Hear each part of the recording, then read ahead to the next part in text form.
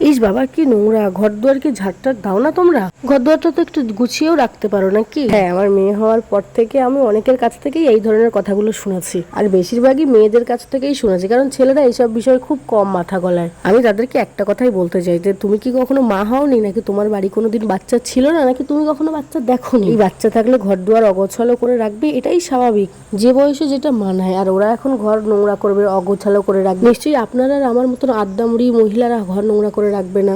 আর যার বাড়ি বাচ্চা আছে একমাত্র সেই জানে যে দিনের মধ্যে ঘর দুয়ার কতবার গোছাতে হয় আর ঠিক কতবার নোংরা করে। আর সর্বশেষে আমি একটা কথাই বলতে চাই, আপনার যদি ভালো না লাগে আপনি আমার বাড়ি আসবেন না। ঘর পরিষ্কার নাকি অপরিষ্কার, গোছালো নাকি অগোছালো, এইসব নিয়ে জাজ করবেন না দয়া করে। কারণ আমার বাচ্চার এখন খেলার বয়স, ও এখন খেলবে, অগোছালো করে রাখবে, এটাতে আমাদের কোনো সমস্যা নেই। আপনার যদি অত সমস্যা হয় আপনি আসবেন না, তবে জাজ করবেন না। আপনার শান্তির জন্য তো আমার বাচ্চার ছেলেবেলাটা আমি নষ্ট করতে পারি না, তাই না? আপনার শান্তি আপনি আপনার বাড়িতে থেকে বজায় রাখুন, আমার বাড়িতে এসে অশান্তি করার চেষ্টা করবেন না।